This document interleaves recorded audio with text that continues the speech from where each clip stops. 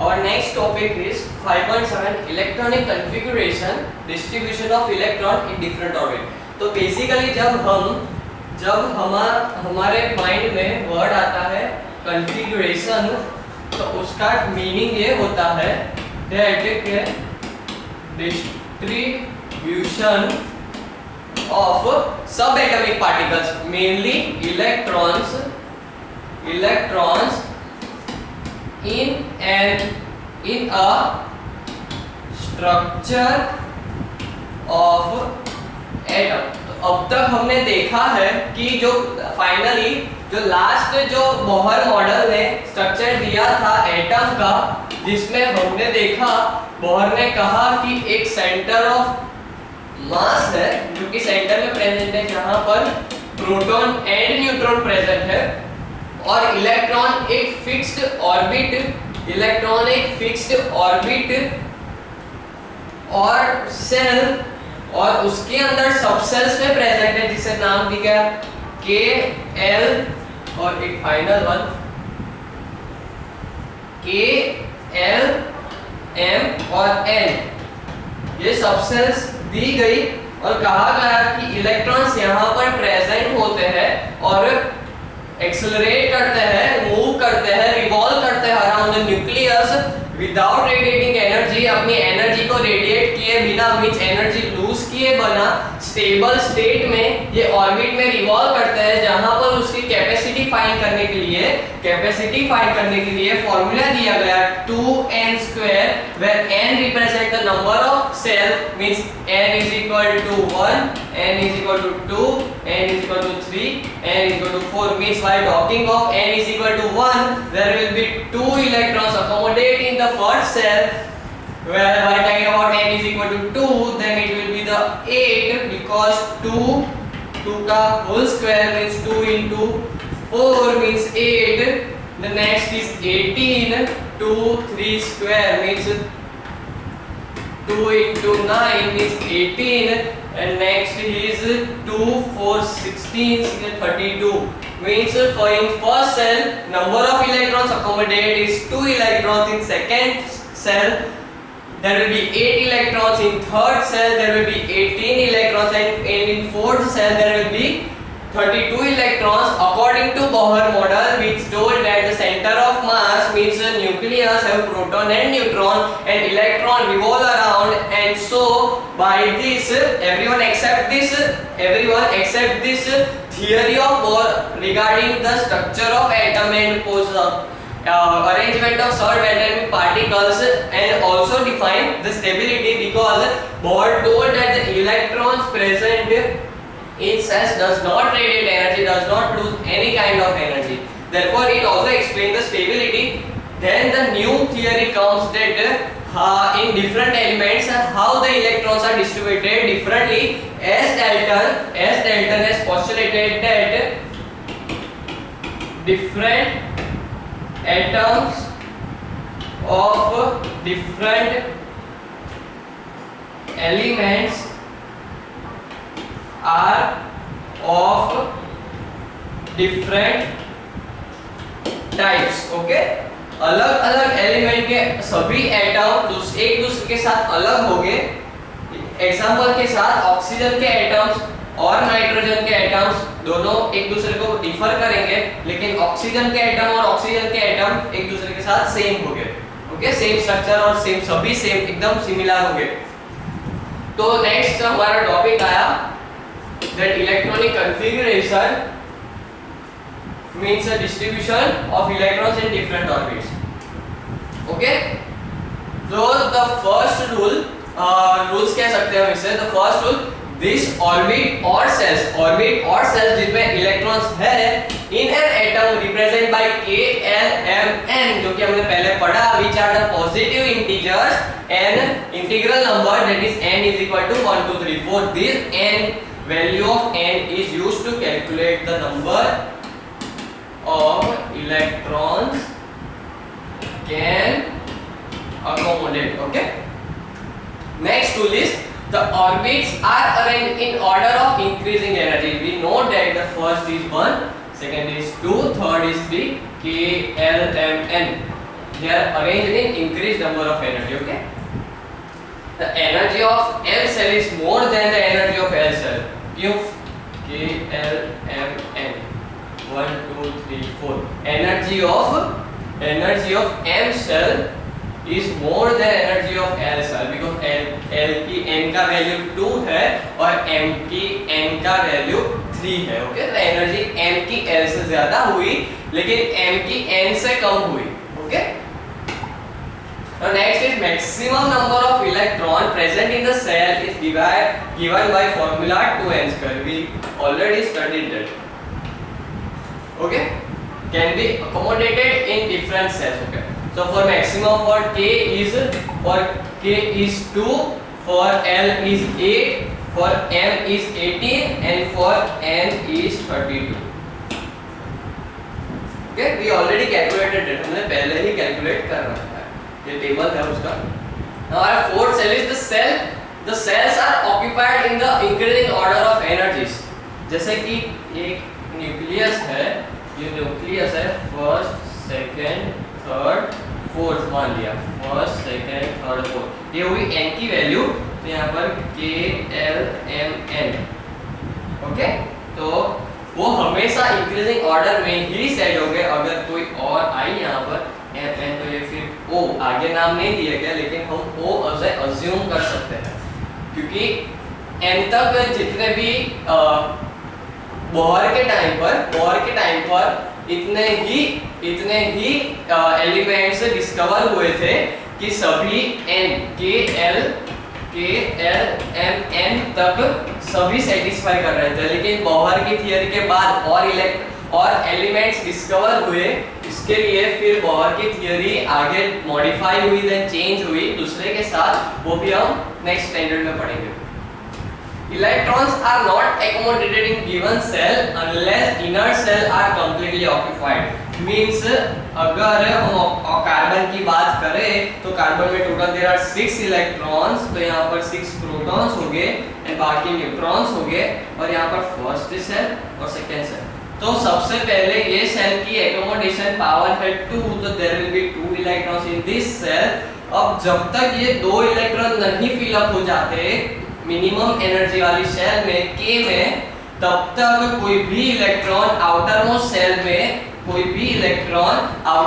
Cell में नहीं जा पाएगा क्योंकि there was a rule that पहले इनर सेल में इलेक्ट्रॉन फिलअप हो गए then only the outermost shell will be filled up. The inner element is completely not electrons are not accommodated in given cell unless the inner cell are completely. उसके अंदर की cell जब तक completely filled नहीं हो जाती तब तक outer के उसके बाहर वाले सेल में हम electrons नहीं भर पाएंगे. The arrangement of electrons in the various cells or orbit, this should be highlighted. आप note करके रखना that what is basic main definition of electronic configuration.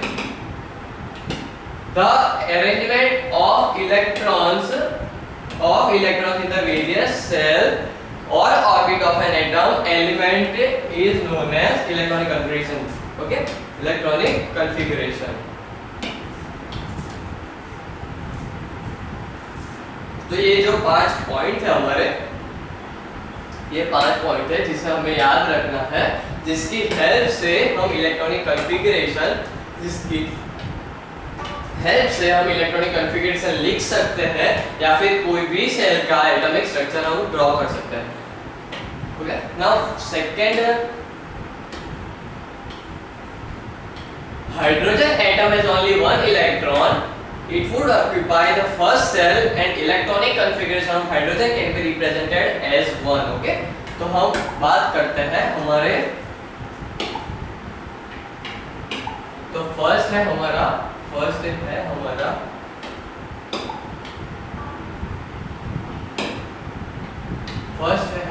Hydrogen, second is helium, third is lithium, fourth is beryllium, fifth is boron, sixth is carbon, seventh nitrogen, oxygen, ninth fluorine and neon. तो पहले हम study करेंगे first 10 of elements according to their atomic number. Okay, ये पूरी arrangement है जिसे according to atomic number divide किया, मतलब टेबल बनाया गया है जिसमें पहले हाइड्रोजन में कितने इलेक्ट्रॉन्स होते हैं 1। ओके, तो यहाँ पर उसका स्ट्रक्चर होगा ये न्यूक्लियस, अरे हो गया 1। ओके, ये 1 इलेक्ट्रॉन हुआ हाइड्रोजन का structure. Helium, hydrogen, helium means 2 electrons. Okay, तो यहाँ पर हो गए पॉजिटिव एंड आउटर मोस्ट एक ही सेल होगा K और इसके 2, because there are no more than 2 electrons, therefore K only the cell will accommodate। Helium में हो गया 3, तो उसका होगा ये हो गया पॉजिटिव और इसमें 2 सेल हो गए, बिकॉज इनर सेल फिल हो गया यहाँ पर 1 इलेक्ट्रॉन, फिर दूसरा इलेक्ट्रॉन इस और तीसरा L में। ओके, बेरिलियम हो गया 4, तो उसका आएगा पॉजिटिव चार्ज और 2 सेल, एक या 2 यहाँ पर और 2 यहाँ पर। ओके, बोरॉन हो गया 5, तो 5 में होगा ये पॉजिटिव चार्ज 1 2, यहाँ पर 2 और यहाँ पर 3। और A=2 में कितने हम इलेक्ट्रॉन्स लगा सकते हैं 8। ओके, तो 8 तब तक 2 + 8 मींस 10 तक ये आउटर मोस्ट सेल में हम ऐड करते जाएंगे, 2 फर्स्ट सेल में 6 कार्बन 6। ओके, तो यहाँ पर पॉजिटिव चार्ज 1 2, तो यहाँ पर 2 और बाकी कितने 4 1 2 3 4। ओके, तो S और नाइट्रोजन के भी लिख लें 7 पॉजिटिव चार्ज 1 2 3 4 5 6 7। ओके, तो आउटर मोस्ट में 1 2 3 4 5 और 2 7। ऑक्सीजन 8, ये याद रखना है, पूरी सीरीज याद रखनी है। Hydrogen, helium, lithium, beryllium, boron, carbon, nitrogen, oxygen सभी। आउटर मोस्ट सेल में कितने हो गए 6 हो गए। ओके, फ्लोरीन इज 9, तो फ्लोरीन पॉजिटिव चार्ज 1 2, तो यहाँ पर 2 और आउटर मोस्ट सेल में 7 1 2 3 4 5 6 and 7। Okay, neon is 10 positive charge 1 2 और आउटर मोस्ट सेल में 8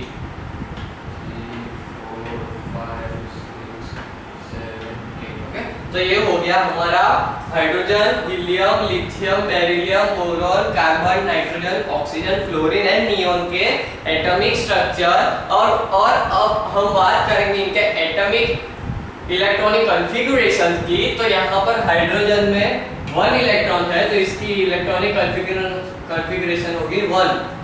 ओके, अब हीलियम में 2 इलेक्ट्रॉन है, तो हीलियम की कॉन्फ़िगरेशन होगी 2। ओके, लिथियम में 3 इलेक्ट्रॉन्स है, तो उसकी कॉन्फ़िगरेशन होगी 2,1। ओके, क्योंकि सेल के फॉर्म में लिखना है 2 1।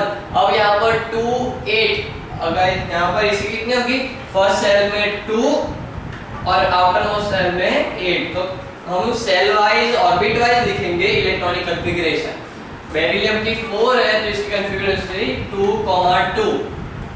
बोरॉन की 3 मींस टोटल 5। ओके, कार्बन की 2,4, नाइट्रोजन की 2,5, ऑक्सीजन की 2,6, फ्लोरीन की 2, आउटर मोस्ट सेल में 7 और नियोन की 2,8। तो ये हो गई उसकी इलेक्ट्रॉनिक कॉन्फ़िगरेशन जो मैंने राउंड की है, वो हो गई सभी रिस्पेक्टिव एटम्स की कॉन्फ़िगरेशन, जिससे हम कह सकते हैं कि उसकी फर्स्ट ऑर्बिट में है 2 इलेक्ट्रॉन और आउटर मोस्ट ऑर्बिट में है यहाँ पर 2 इलेक्ट्रॉन 3 4 5 6 7 8 मींस नियोन में फर्स्ट ऑर्बिट में होंगे 2 इलेक्ट्रॉन एंड सेकंड ऑर्बिट में होंगे 8 इलेक्ट्रॉन। जब भी जाकर एक नियोन यहाँ पर का स्ट्रक्चर बनाना है और एटॉमिक यहाँ पर इसे कहते हैं हम इलेक्ट्रॉनिक, ये हमने कॉमा वाली जो अमाउंट लिखी 2, 2,8, तो वो हो गया हमारा इलेक्ट्रॉनिक कॉन्फ़िगरेशन, वो हो गया हमारा इलेक्ट्रॉनिक कॉन्फ़िगरेशन।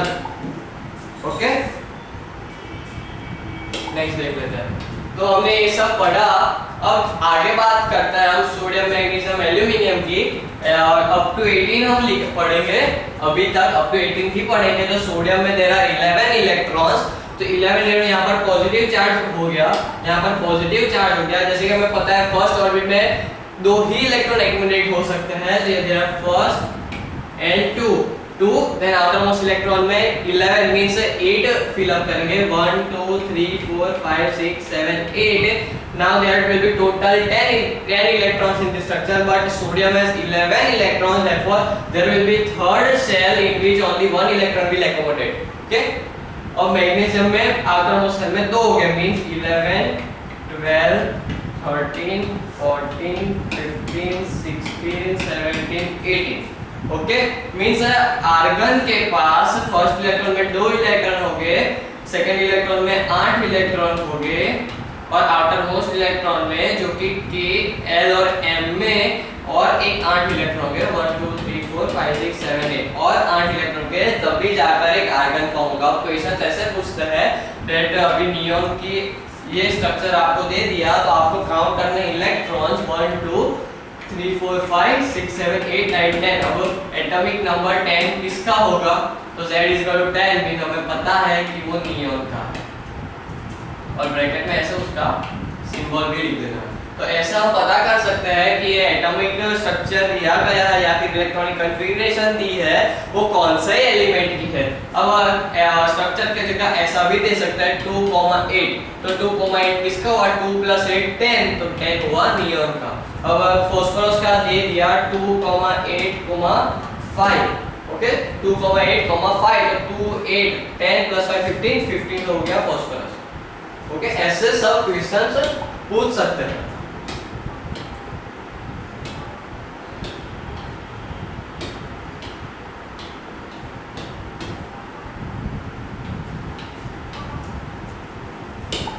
अब नेक्स्ट हम बात करने जा रहे हैं बहुत इंपॉर्टेंट टॉपिक थी जिसका नाम है valency.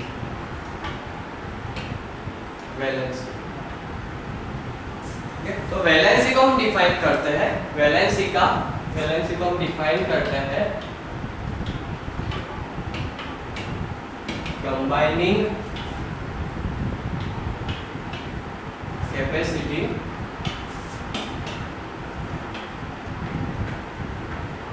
Of an element. Okay, ये हो गया उसका formula. Combining capacity of an element is known as, लिख देता हूं,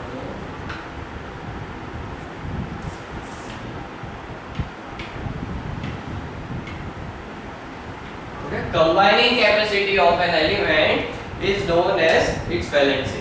अब वैलेंसी का कंसेप्ट पूरा क्या है कि हमें पता है कि एक एलिमेंट अकेला एग्जिस्ट बहुत रेयरली करता है।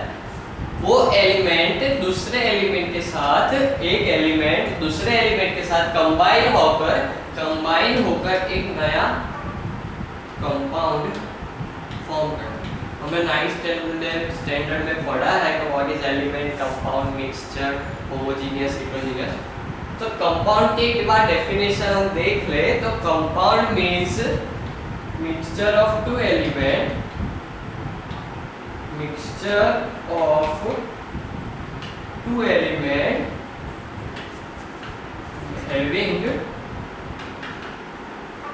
Fixed composition,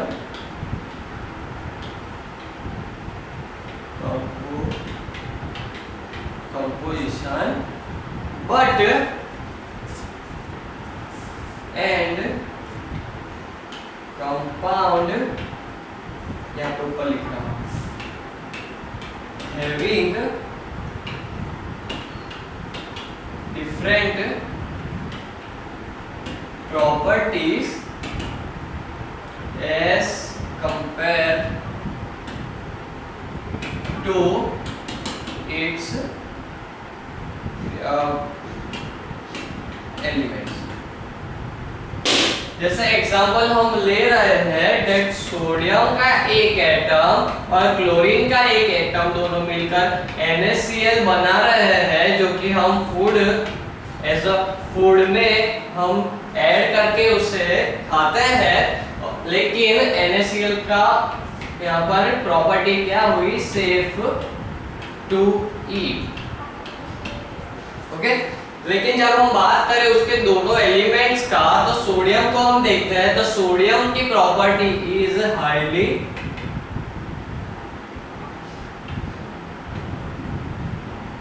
reactive. Okay, sodium is highly reactive और क्लोरीन इज हाईली पॉइजनस। तो जब हाईली रिएक्टिव एलिमेंट जो है सोडियम और हाईली पॉइजनस गैस जो है Cl, वो दोनों मिलकर जब NaCl फॉर्म करते हैं, तो उन दोनों की प्रॉपर्टीज लूज हो गई और एक नई प्रॉपर्टी फॉर्म हुई जो कि हुआ सेफ टू ईट। ओके, अब ऐसा एग्जांपल है हमारा दूसरा H2 जो कि हम पानी पीते हैं। ओके, वो भी एक बेस्ट एग्जांपल है। अब यहाँ पर हाइड्रोजन की पहले प्रॉपर्टी थी हाईली इंफ्लेमेबल,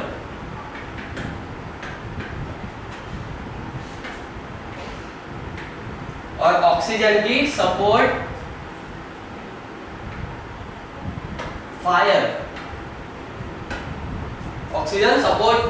लेकिन जब दोनों एलिमेंट एक फिक्स्ड रेशियो में 2:1 में कंबाइन हुए H2O फॉर्म किया, तो हमारे लिए वो क्या बन गया, नेसेसिटी।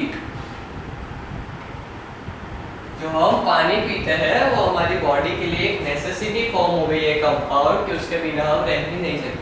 मीनिंग्स कहना ये भी चाहता हूं मैं कि जो भी दो एलिमेंट पहले थे अब कंबाइन होकर एक न्यू एलिमेंट फॉर्म करते हैं इन एनी फिक्स्ड रेशियो, वो पहले की प्रॉपर्टीज एलिमेंट्स की लूज कर एक नई प्रॉपर्टी दोनों कंबाइन होकर फॉर्म करते हैं, जो कि दोनों की प्रॉपर्टी से बहुत डिफरेंट होती है।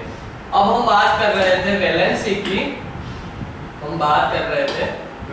की, क्योंकि हमने पढ़ा कंबाइनिंग कैपेसिटी ऑफ एलिमेंट। दो एलिमेंट एक दूसरे के साथ कंबाइन होकर एक नया एलिमेंट फॉर्म करते हैं, उसके पीछे एक सब एटॉमिक पार्टिकल सोलली रिस्पॉन्सिबल है, जो कि इलेक्ट्रॉन की वजह से कोई भी एलिमेंट एक दूसरे के साथ कंबाइन कर सकता है बाय द शेयरिंग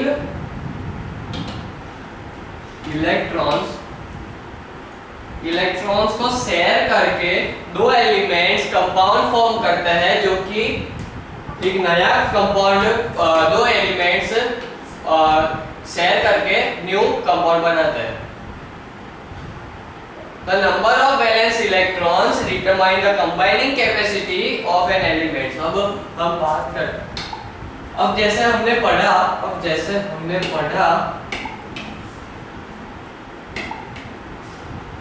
ओके, जैसे हमने पढ़ा कि ऑक्सीजन की इलेक्ट्रॉनिक कॉन्फ़िगरेशन हो गई 2,6, कार्बन की हो गई 2,4। ओके, 2,4। तो यहाँ पर बेसिकली वैलेंसी इसे कहा गया, जितने number of electrons outermost shell में है उसे कहा गया वैलेंसी। ओके, तो यहाँ पर जब हम कार्बन का स्ट्रक्चर फॉर्म करते हैं 2,4 कार्बन का, तो यहाँ पर 2 इलेक्ट्रॉन और आउटर मोस्ट इलेक्ट्रॉन में है 1 2 3 4। तो यहाँ पर 4 कार्बन की वैलेंसी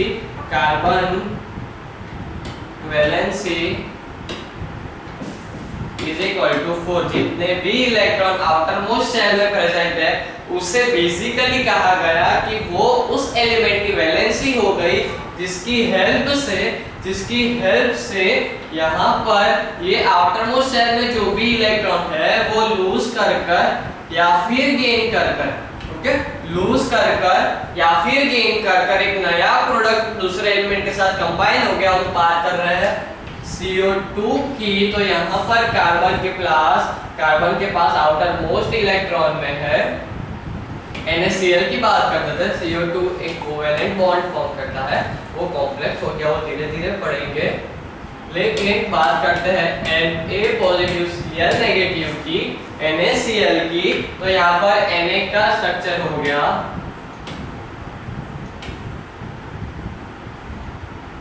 पॉजिटिव चार्ज 1 2 3 4 5 6 7 8 10 और यहाँ पर 11। ओके, सोडियम का हो गया 11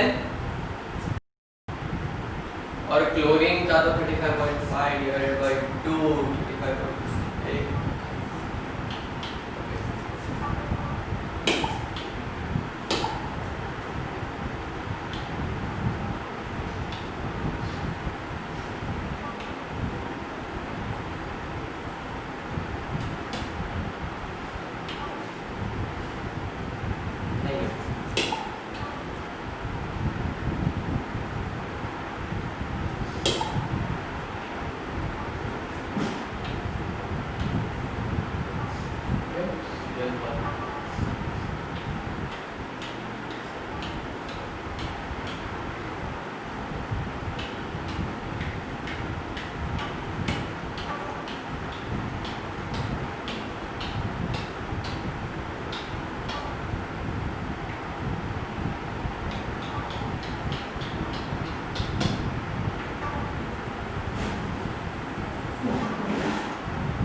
ओके, ये हो गया क्लोरीन का स्ट्रक्चर। तो यहाँ पर एक इलेक्ट्रॉन Na लूज करेगा, एक इलेक्ट्रॉन यहाँ पर Na लूज करेगा और यहाँ पर क्लोरीन उसे एक्सेप्ट करेगा। तो यहाँ पर ये इलेक्ट्रॉन लूज करके क्लोरीन में आ गया, तो ये एक बॉन्ड फॉर्म हो गया, ये ऐसे बॉन्ड फॉर्म हो गया, ये ऐसे बॉन्ड फॉर्म हो गया, जिसकी हेल्प से Na पॉजिटिव और Cl नेगेटिव एक दूसरे के साथ ज्वाइन हो गए, न्यू फॉर्म हुआ और यहाँ पर प्रोडक्ट फॉर्म हुआ NaCl। ओके, ये प्रोडक्ट फॉर्म हुआ NaCl।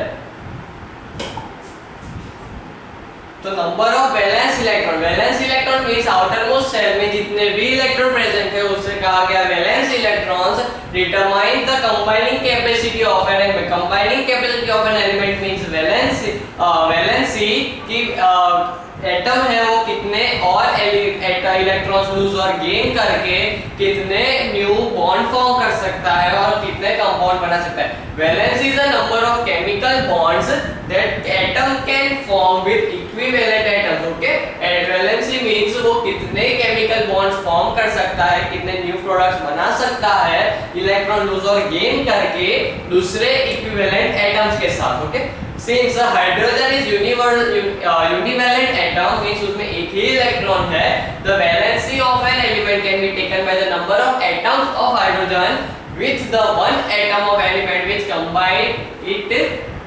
Elements can combine means वो एक ही इलेक्ट्रॉन लूज या फिर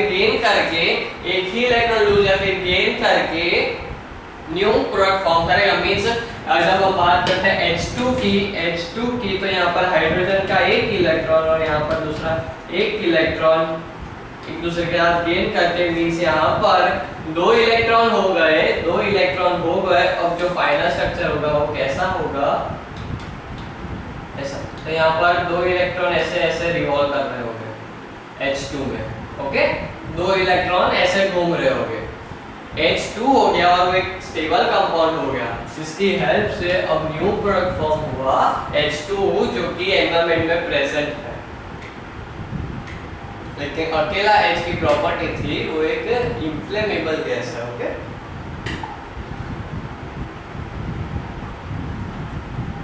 For example, H2O, NH3, CH4, the valency of oxygen, nitrogen, carbon is 2, 3 and 4. Okay? outermost shell में जितने भी इलेक्ट्रॉन है वो हमें लिखने हैं। कार्बन की for example H2O the valency of oxygen, oxygen की वैलेंसी यहाँ पर 2 क्योंकि वो 2 इलेक्ट्रॉन ले रहा है। H2 मींस हाइड्रोजन अपने एक दे रहा है और दूसरा हाइड्रोजन अपने दे रहा है, तो यहाँ पर उसकी वैलेंसी हो गई 2। यहाँ पर नाइट्रोजन, नाइट्रोजन की हो गई यहाँ पर 3 क्योंकि हाइड्रोजन 3 इलेक्ट्रॉन दे रहा है, तो यहाँ पर 3। और यहाँ पर कार्बन 4 इलेक्ट्रॉन ले रहा है हाइड्रोजन के पास से, तो यहाँ पर हो गई उसकी 4। ओके, कितने के साथ कंबाइन हो रहा है, कितने इलेक्ट्रॉन्स ले रहा है, वो हो गई उसकी combining capacity means valency. The elements having completely filled outermost shell in the atom show little or no chemical activity। जैसे कि हम बात करते हैं नियॉन,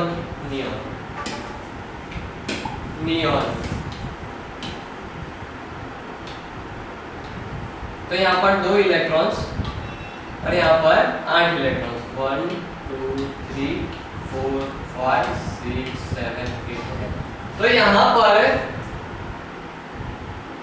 आउटर मोस्ट ऑर्बिट है वो कंप्लीटली फील्ड है, यहाँ पर आउटर मोस्ट ऑर्बिट है वो कंप्लीटली फील्ड है, मींस वो इलेक्ट्रॉन और ले नहीं सकता। Second orbit n is equal to 2n square की बात करें तो यहाँ पर होगा 18, ओके नहीं 8, यहाँ पर होगा 8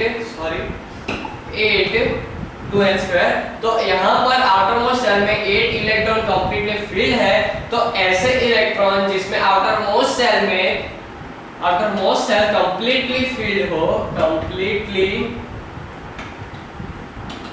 हो वैसे एटम्स बहुत कम रिएक्टिविटी बताते हैं या फिर नेग्लिजिबल रिएक्टिविटी शो करते हैं, मींस वो ना इलेक्ट्रॉन ले सकते हैं ना दे सकते हैं, सिर्फ वो स्टेबल स्टेट पे होंगे और ना कोई रिएक्शन फॉलो करेंगे ना कोई रिएक्शन में पार्टिसिपेट करेंगे।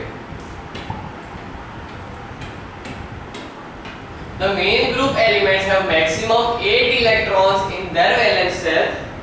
This is called octet rule, okay? जो भी octet rule एक है that ऐसे इलेक्ट्रॉन जिसके आउटर मोस्ट सेल में 8 इलेक्ट्रॉन्स है, ऐसे इलेक्ट्रॉन जिसके आउटर मोस्ट सेल में 8 इलेक्ट्रॉन्स है, 8 इलेक्ट्रॉन्स आ सकते हैं, मींस हो गया शुरू कहां से, hydrogen helium lithium beryllium. Second shell कहां से स्टार्ट होती है, hydrogen helium lithium beryllium boron carbon nitrogen oxygen fluorine neon sodium, नहीं बस यहाँ तक, ओके। तो यहाँ पर आउटर मोस्ट इलेक्ट्रॉन में मैक्सिमम 8 आ सकते हैं, तो यहाँ पर 2 8 है, मींस ये छोड़ दो, ये बहुत लेस रिएक्टिव होगा या फिर बहुत लेस रिएक्टिव होगा क्योंकि आउटर मोस्ट सेल में 8 इलेक्ट्रॉन है, इसलिए वो रिएक्टिविटी ज्यादा नहीं शो करेगा और स्टेबल ही रहेगा। फ्लोरीन, तो यहाँ पर जब हम बात करते हैं यहाँ पर आउटर मोस्ट इलेक्ट्रॉन में कितने इलेक्ट्रॉन है, 1, यहाँ पर 2, ओके, बेरिलियम मींस 4 तो 2 बोरॉन में 3 4 5 6, सोडियम ऑक्सीजन भूल गए,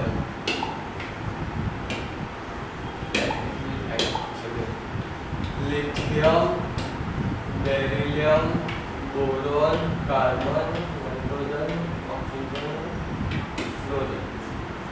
तो यहाँ पर लिथियम में 2 1, लिथियम में 1, यहाँ पर 2 3 4 5 6 7।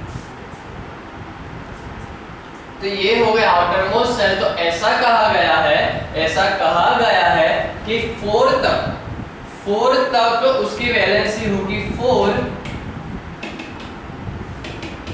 लेकिन कोई भी वैलेंसी अगर 4 से बढ़ रही है, कोई भी वैलेंसी 4 से ज्यादा हो रही है, तो हमें सिंपल उस नंबर को 8 से माइनस करना होगा जो हमें उसकी वैलेंसी देगी, ओके।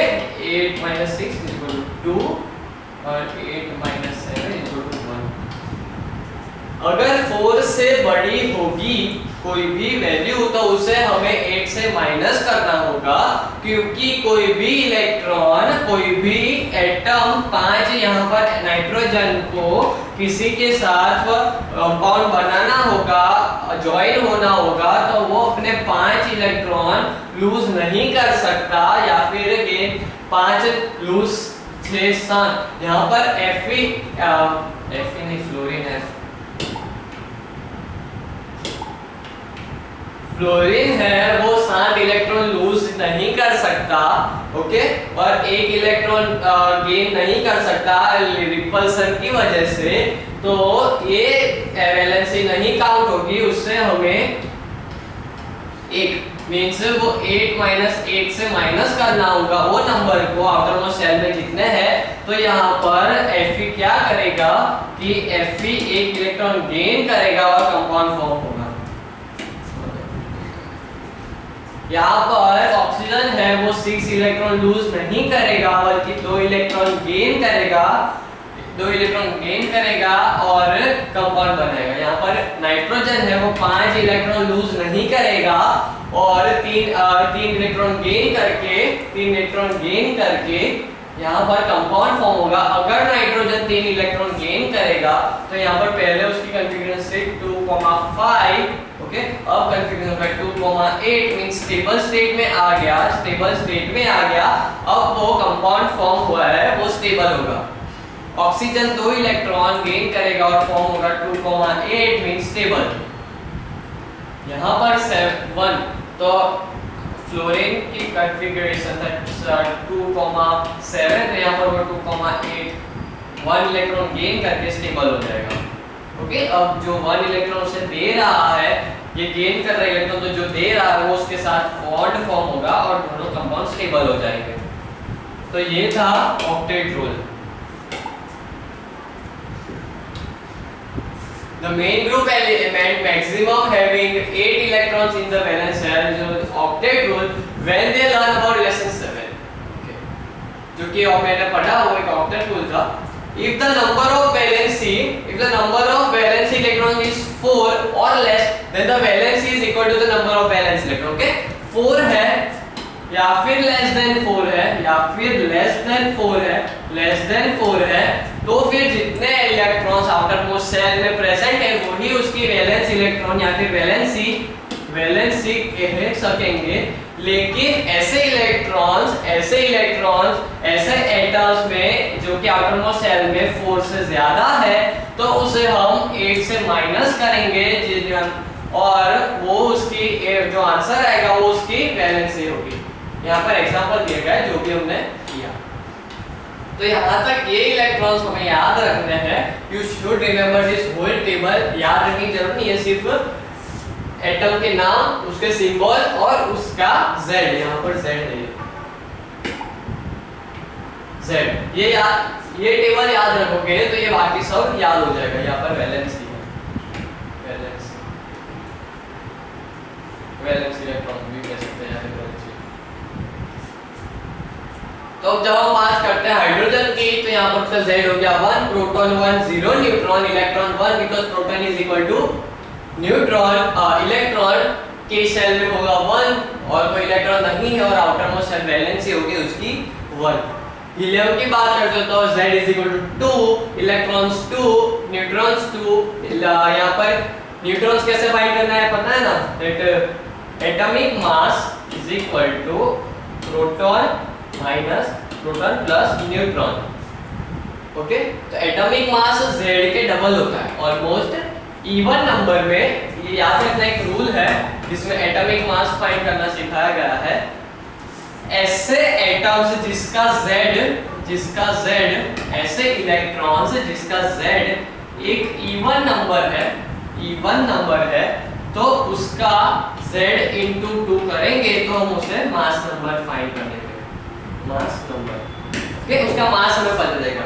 और Z और एक ऑड नंबर है तो उसको 2Z plus 1 करना है तो उसे मास नंबर मिलेगा।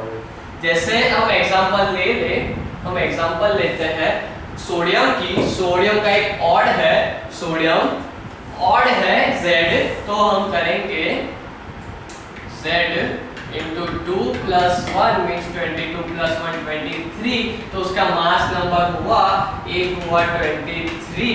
ओके,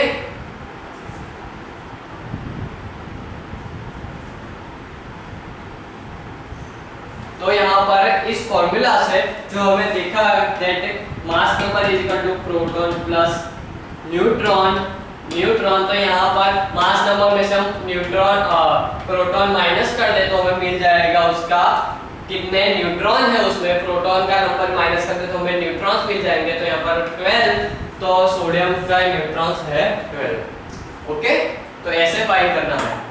ये याद रखना कि इवन है तो डायरेक्ट Z को डबल कर दो एटॉमिक नंबर को, अगर ऑड है तो डबल करके एक प्लस कर दो, तो यहां से हमें एग्जैक्ट मास नंबर मिल जाएगा. देन आता है लिथियम पे. लिथियम में 3 Z3, प्रोटॉन 3, न्यूट्रॉन 4, इलेक्ट्रॉन, ये इलेक्ट्रॉनिक कॉन्फ़िगरेशन हो गई. ये इलेक्ट्रॉनिक कॉन्फ़िगरेशन हो गई 1 0 0 0 2 1. ये इलेक्ट्रॉनिक कॉन्फ़िगरेशन हो गई, सिर्फ कॉमा नहीं है बस.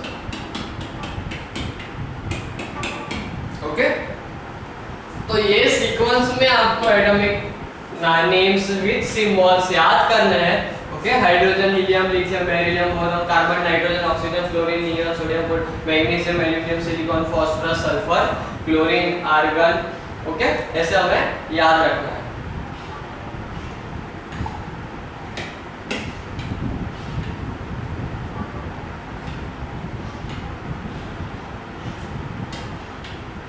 नेक्स्ट है हमारा intext question. How many shells occupied in nitrogen. Atomic number 7 atom. Shells means जहां पर इलेक्ट्रॉन घूम रहा है, वो राउंड स्ट्रक्चर बना था ना, तो कितने सेल हो गए नाइट्रोजन में. तो नाइट्रोजन में there are 2 shells. First shell having 2 electrons and second shell having 5 electrons. Name the element which has completely filled first shell. First shell means K में कंप्लीटली फिल्ड है, तो कौन सा होगा वो? Hydrogen, helium. Okay, hydrogen first shell. Name the element which has completely filled first shell. तो hydrogen, helium जिसमें 2 electrons है, तो फर्स्ट सेल कंप्लीटली फिल्ड होगा. और बाकी सभी इलेक्ट्रॉन्स, बाकी सभी एटम्स में फर्स्ट सेल तो कंप्लीटली फिल्ड होता ही है, लेकिन उसके साथ सेकेंड सेल में भी इलेक्ट्रॉन्स होते हैं. लेकिन एब्सोल्यूट कंप्लीटली फिल्ड अगर सेल कहा जाए तो हीलियम होगा, और सिर्फ completely filled shell first shell कहा गया तो बाकी सभी इलेक्ट्रॉन एक्सेप्ट हाइड्रोजन, सभी में फर्स्ट सेल कंप्लीटली फिल्ड ही होगी. Write the electronic configuration of element. Atomic number is equal to 11. तो हो गया हमारा सोडियम. इलेक्ट्रॉनिक कॉन्फ़िगरेशन लिखनी है तो 2 8 और 1 ये होगी electronic configuration of 11 means it is sodium. Okay, तो यहाँ पर हमारा चैप्टर खत्म होता है, जिसमें हमने बहुत कुछ सीखा गया. एटम स्ट्रक्चर जिसमें पहले दिया गया वाटरमेलन या फिर प्लम पुडिंग मॉडल, फिर आप रुदरफोर्ड का गोल्डफॉयल वाला, और उनके स्टूडेंट्स ने जो भी एक्सप्लेन किया कि उसके पोस्टुलेट्स याद रखने हैं आपको. देन उसके स्ट्रक्चर जो भी एक्सपेरिमेंट में एपरेटस यूज किया है, और देन बोहर ने जो एटॉमिक स्ट्रक्चर दिया कि सेल वाला, देन उसकी स्टेबिलिटी, उनके रुदरफोर्ड का लिमिटेशंस और demerits, then stability and electronic configuration, mass number, atomic number को हाउ कैलकुलेट कर सकते हैं, इलेक्ट्रॉन्स में कितने, सभी जो चारों चीज़ है, neutron, electron, proton, shell, mass number, सभी आपको कैसे फाइंड करना है वो सब एक बार एक्सप्रेस कर देना. कोई भी डाउट हो तो मुझे बता देना. हम एक बार सिर्फ बोल देना कि सर एक्सरसाइज करनी है, हम पूरी एक्सरसाइज वापस करेंगे. Thank you.